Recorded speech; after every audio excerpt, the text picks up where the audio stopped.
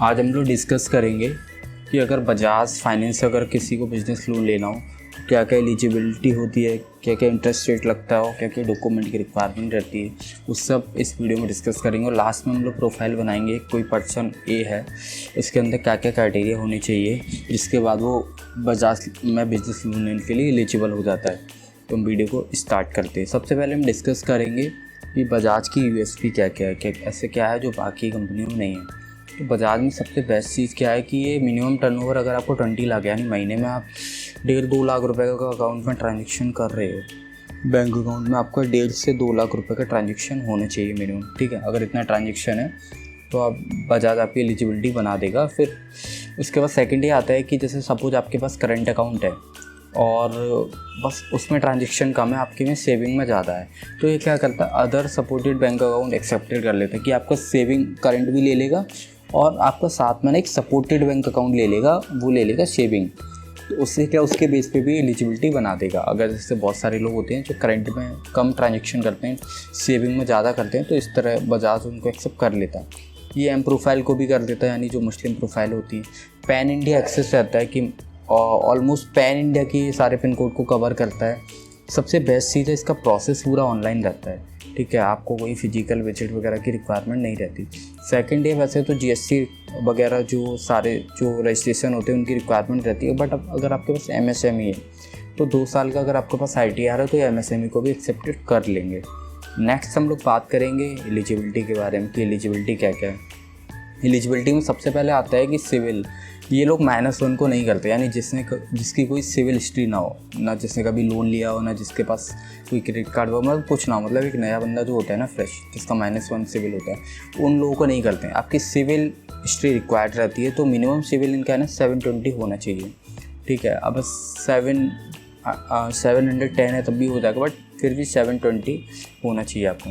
Loan का जो time रहता है अप टू 48 मंथ रहेगा, मतलब मैक्सिमम टाइम जो टेन्योर रहेगा 48 मंथ के लिए मिलेगा। लोन की जो रेंज रहती है लोन अमाउंट की 50,000 से 70 लाख तक, मतलब बढ़ा भी देते हैं अगर आपका ट्रांजेक्शन था, बट 70 लाख तक का वो रहता है। ठीक है, नेक्स्ट हम लोग बात करेंगे एज की। एज में क्या रहेगा, मिनिमम ये 25 ईयर्स होना चाहिए, मैक्सिमम 65 ईयर्स होनी चाहिए।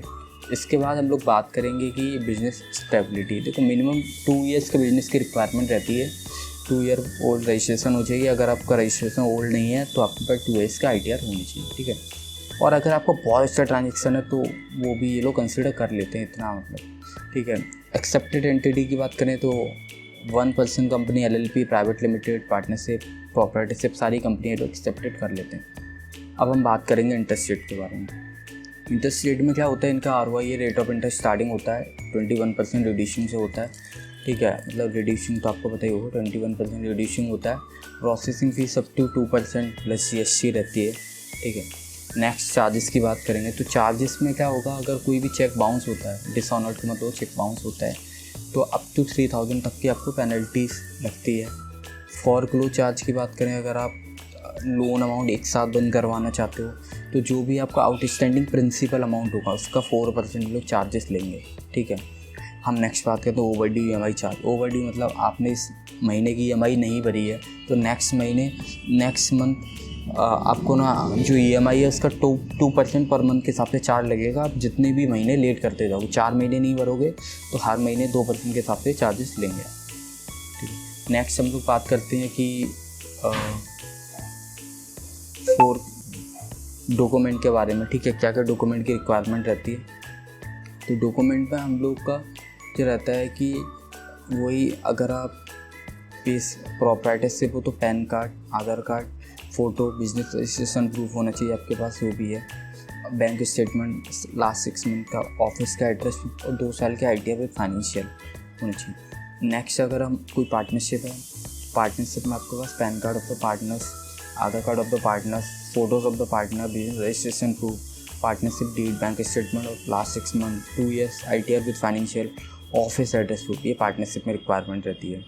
अब प्राइवेट लिमिटेड और एलएलपी में बात करें तो PAN card of director, Aadhaar card of the director, photos of director, business registration proof, bank statement of last 6 month, company pan card, 2 year ITF with financial office certificate. इसके अलावा और भी further ये लोग डॉक्यूमेंट मांग सकते हैं, but जो मैंने बताया ये कंपल्सरी, इतने तो डॉक्यूमेंट आपको होने चाहिए। बाकी इनको अगर रिक्वायर लगता है तो आपसे और भी कुछ डॉक्यूमेंट मांग सकते हैं, ठीक है। नेक्स्ट हम लोग बात करेंगे कि हम लोग अप्लाई कैसे करें। तो अप्लाई करने का एक तो तरीका होता है कि आप हमारी टीम से कांटेक्ट कर सकते हो, ठीक है। हम लोग आपकी प्रोफाइल को चेक करते हैं, अगर आप एलिजिबल होते हो तो हम अपने एंड से अप्लाई कर देते हैं, अगर नहीं होते हो तो आपको बता देते हैं आप एलिजिबल के। क्योंकि क्या होता है कि हम पहले ही चेक कर लेते, इससे क्या फ़ायदा होता है, आपको इंक्वायरी नहीं लगती है। पता होते वैसे क्या होता है, आप अप्लाई करोगे, सपोज आप एलिजिबल नहीं हो और आपका नहीं होता है तो आपकी इंक्वायरी बढ़ेगी, फिर क्या होगा, आप दूसरी जगह अप्लाई करोगे तो वहाँ पर रिजेक्शन के चांसेस बहुत ज़्यादा हो जाते हैं। तो इसलिए ना हम लोग क्या करते हैं, पहले प्रोफाइल देखते हैं, अगर आप एलिजिबल हो तब भी अप्लाई करते हैं, अदरवाइज नहीं करते। और हो सकता है कि आप बजाज के लिए ना हो, हम लोग के पास क्या ऑलमोस्ट सभी बैंक और NBFC का टाइप रहता है, तो आप बजाज के साथ ना होके और किसी में हो रहा होगा तो हम वहाँ आपका अप्लाई करवा देंगे, ठीक है। नेक्स्ट आप क्या कर सकते हो, बजाज फाइनेंस की जो वेबसाइट है वहाँ पे विजिट कर सकते हो, ठीक है। आप हमसे कांटेक्ट करने के लिए हमारी वेबसाइट पर विजिट कर सकते हो, या फिर डिस्क्रिप्शन में व्हाट्सएप का लिंक होगा, वहाँ से भी आप कनेक्ट कर सकते हो। बाकी आप फिनोजा कैपिटल तब भी आप कनेक्ट कर सकते हो, ठीक है, हमारे साथ एज अ पार्टनर काम कर सकते हो, ठीक है।